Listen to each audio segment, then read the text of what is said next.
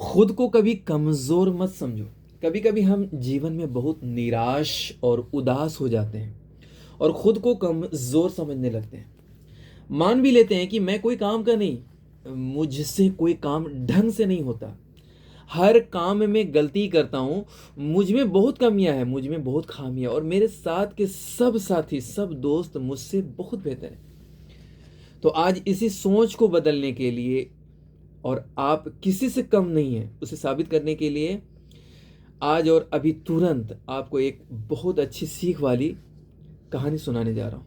तो ध्यान से सुनिए। ये कहानी हमें अपने अंदर की ताकत को पहचानने में मदद करेगी। तो चलिए शुरू करते हैं। बहुत पुराने समय की बात है। एक सुंदर से गांव में एक बुजुर्ग किसान रहता था, जो रोज सुबह सुबह अपने कंधे में एक मजबूत डंडा रखता और उसी डंडे में दो घड़े लटकाता और नदी के किनारे पानी भरने निकल जाता और पानी भरकर लाता। ये उस बुजुर्ग का रोज का काम था। दोनों घड़े काफी पुराने हो चुके थे। उन दोनों घड़ों में एक घड़ा बहुत सुंदर, चमकदार और एकदम परफेक्ट था, लेकिन दूसरा घड़ा फूट गया था। उसमें दरार आ गया था, जिससे उसमें पानी भरने से धीरे धीरे उसमें से पानी चूने लगता था। जब भी बुजुर्ग किसान पानी भरने नदी के किनारे जाता और पानी भरकर लाता, तो उस फूटे हुए घड़े से पानी धीरे धीरे चूने लगता था और रास्ते में गिरता जाता। किसान जब घर पहुंचता तो दो घड़े पानी के स्थान पर सिर्फ और सिर्फ 1.5 घड़ा ही मिल पाता। पानी आधा रास्ते में ही चूकर गिर जाता था। जो घड़ा सही था, उसे इस बात का अकड़ और घमंड था कि मैं अपने मालिक का पूरा पूरा काम करता हूं। वो अक्सर फूटे हुए घड़े को चिढ़ाता रहता था कि तू अपने मालिक का पूरा काम नहीं करता।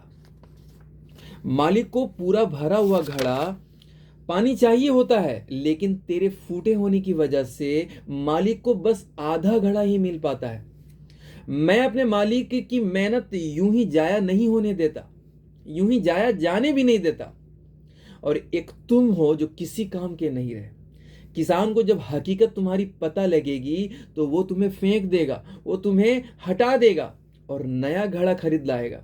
ये बातें सुनकर फूटा हुआ घड़ा बहुत मायूस हो गया और बहुत उदास रहने लगा। फूटा हुआ घड़ा सोचता रहता कि सच में मैं अब किसी काम का नहीं रहा।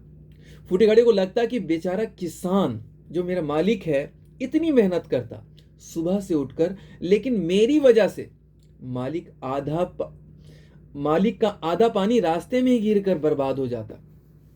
आखिर मैं किस काम का हूं। एक दिन उससे रहा नहीं गया।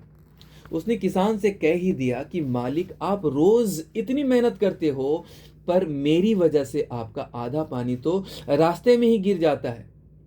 अब वक्त आ गया कि आप मुझे छोड़ दीजिए, मुझे फेंक दीजिए और किसी नए घड़े को ले आइए। हाँ, बुरा तो लगेगा, पर सच यही है कि अब मैं किसी काम का नहीं रहा।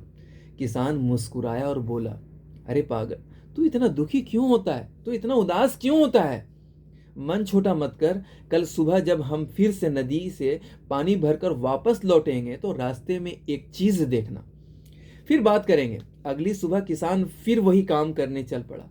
डंडे पर दोनों घड़े लटकाए, नदी गया, पानी भरा और वापस चल पड़ा। लौटते वक्त फूटी घड़े ने देखा कि रास्ते के किनारे खूब सूरत रंग बिरंगे फूल खिले हुए हैं, बहुत सुंदर लग रहे हैं। देखकर उसका मन खुश हो गया। थोड़ी देर के लिए उसकी उदासी दूर हो गई, मायूसी दूर हो गई।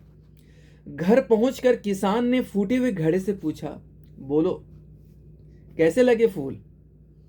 अच्छा लगा ना? फूटा हुआ घड़ा बोला, हाँ मालिक, आज रास्ता तो बहुत सुंदर लग रहा था, पर फिर से उदास हो गया, फिर से मायूस हो गया, क्योंकि आज भी आप पूरा पानी लेकर चले, लेकिन घर पर सिर्फ 1.5 घड़ा पानी ही पहुंच पाया। आपकी मेहनत तो फिर आधी रह गई ना? किसान ने प्यार से कहा, तुम्हें पता है, वो सारे फूल तुम्हारी ही वजह से खिले हैं। तुम्हारी ही तरफ से क्यों खिले थे ये पता है? क्योंकि मुझे बहुत पहले से ही मालूम मालूम था कि तुम फूट चुके हो, इसलिए मैंने क्या किया कि बाजार से फूल के बीज लेकर आया और पूरे रास्ते में छिड़क दिया। जिस तरफ तुम लटकते हो उसी तरफ मैंने वो बीज बो दिए। तो इससे होता ये कि जब भी तुमसे पानी टपकता, तुम्हारे फूटे हुए दरार से पानी टपकता, तो बीज सींच जाते, भींग जाते और धीरे धीरे वहां इतने सारे सुंदर सुंदर फूल उगाए। पूरा रास्ता सज गया, वो भी तुम्हारी वजह से। मुझे तुम्हारी कमी पता थी, लेकिन मैंने उस कमी को ताकत बना दिया। तो दोस्तों, ये कहानी सिर्फ उस फूटे हुए घड़े की नहीं, ये कहानी हमारी और आपकी भी है। इस दुनिया में परफेक्ट कोई नहीं होता, कमियां तो सब में होती है, लेकिन यदि हम अपने उन कमियों में काम करें और उन्हें अपनी ताकत बना लें, तो हमारी कीमत सही घड़े से भी कहीं ज़्यादा हो सकती है। तो कमियां तो मेरे अंदर भी है, आपके अंदर भी है, और हर किसी के अंदर है। कोई परफेक्ट नहीं होता है, लेकिन जो मेहनत करता है, जो लगातार करता है और अपने आप को बेहतर बनाता जाता है, तो वो कमियां धीरे धीरे दूर होने लगती है। तो सीखने का सफ़र जारी व सारी रखें, और अच्छा लगे तो लाइक करें, सब्सक्राइब करें। मकसद नहीं, ये नहीं है कि, ठीक है ना, बस सीखना मकसद है। सीखने का सफ़र जारी व सारी रखें।